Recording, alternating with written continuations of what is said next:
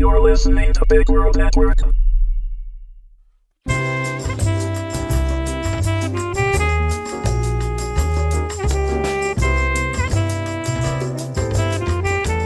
Delroy vs. the Yshtari, Episode 4, Love at First Sight. Written and read by Berin.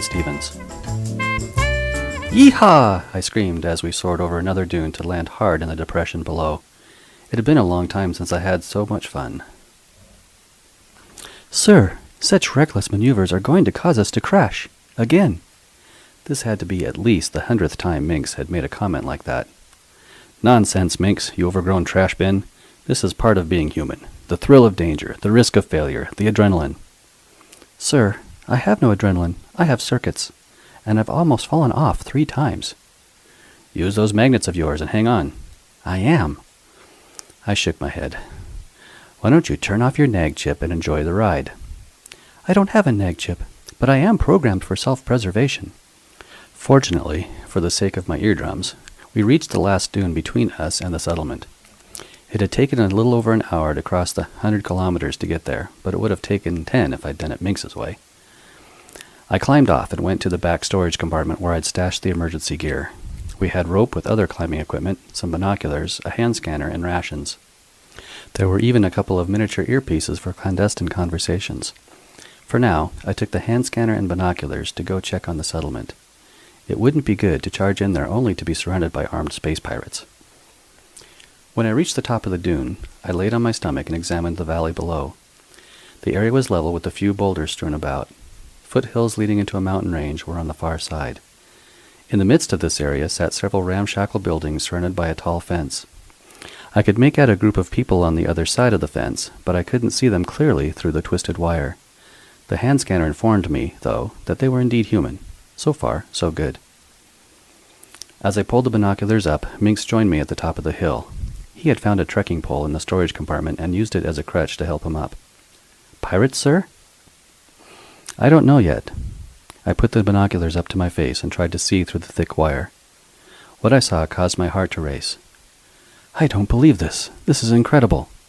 What, sir? I lowered the binoculars in shock. Could this be my dream come true? Well, of course my number 1 dream was to get filthy stinking rich and retire to a life of luxury by the time I turned 30. But my number 2 dream was to be stranded on a remote planet populated by beautiful women. And that's exactly what I saw on the other side of that fence. Women. Is that a good thing or bad thing? It's a wonderful thing. I looked at them again. Sure enough, they were all women and all beautiful. What was even better was the fact that I didn't see a single male. This was turning out to be the best day of my life. Meanwhile, Minx had picked up the hand scanner. I read 137 humans in the compound, sir, but... No buts. Let me enjoy this moment. But, sir, I feel it important to point out that they appear to be in some form of prison. Perhaps this is a female prison colony. Female prison? I can handle that. Except I didn't see any watchtowers or guards. What kind of prison didn't have guards? I crawled back down the dune and returned to the cycle. After putting the scanner and binoculars back, I picked up the earpiece and inserted it. When I checked it in the rearview mirror, I could see it blended in perfectly with my ear to become almost invisible. By that time, my metallic counterpart joined me. What do you intend to do, sir? I know it's dangerous, but one of us is going to have to risk life and limb to get a closer look. I am willing to make this sacrifice. I'm sure you are. Minx's LED displayed a straight line with the ends turned up. A smirk. Don't look at me like that. During my days in the acting troupe, I became known as quite the ladies' man. Yes, I heard about those days from when we ran into Lucinda on Oranx 9. Only her interpretation of ladies' man and yours are polar opposites. Shut up. Just keep an eye on the scanner. I'll be on channel 9. I made sure my blaster was still safely concealed in my sash as I started my trip to the compound. After crawling down the dune, I stayed low and used any cover I could. I didn't want to cause alarm by my unexpected and incredibly handsome appearance. When about halfway there, Minx's voice came through my earpiece.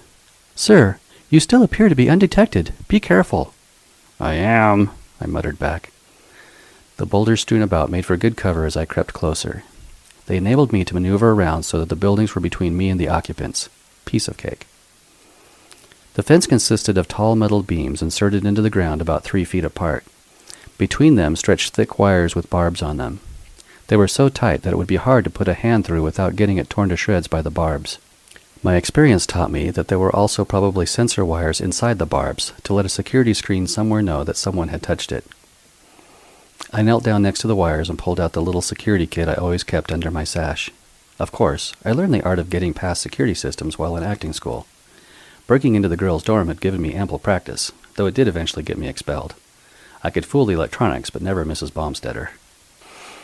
I tapped a couple of the wires so that they would not register as being cut, then used my micro laser pen to cut them out of the way. After slicing through about 10 of them, I felt like I had enough clearance that I could safely crawl to the other side. Once I made it through, I stood up and crept up to the back of a building.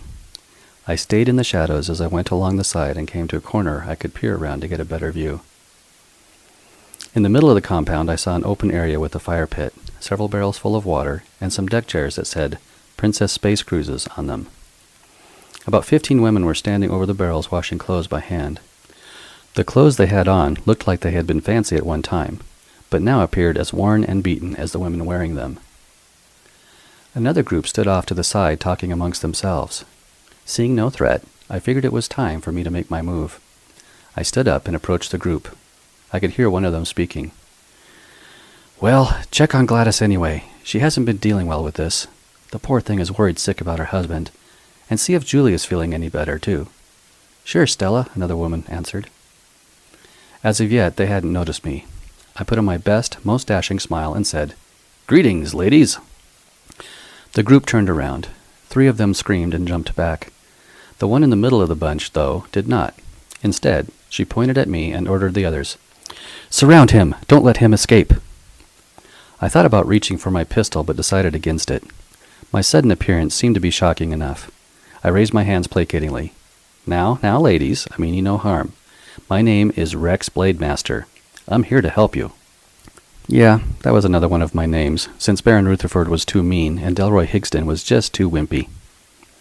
Several of the women, once recovered from their shock of seeing such a handsome guy appear out of nowhere, obeyed the other women's orders and surrounded me.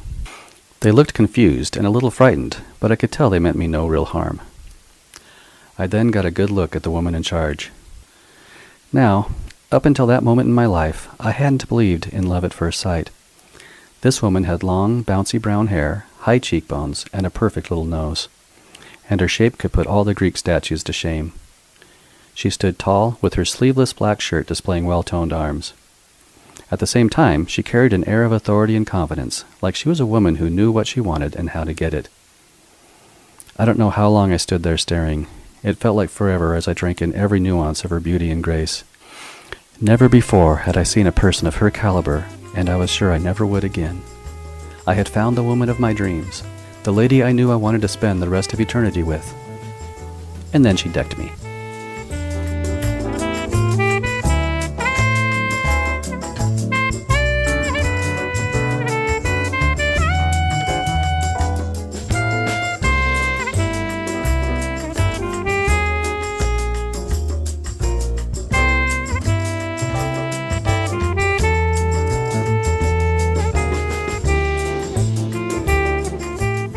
This has been a presentation of Big World Network.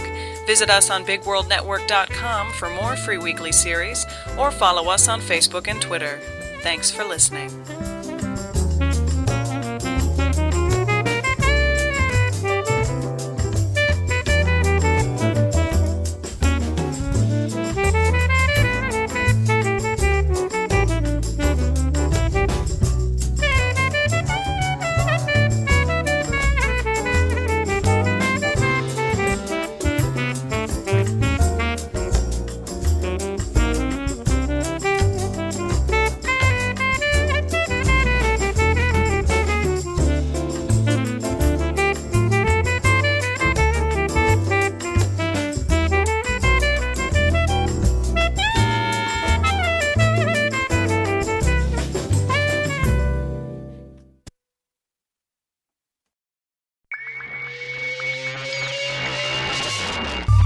You're listening to Big World Network.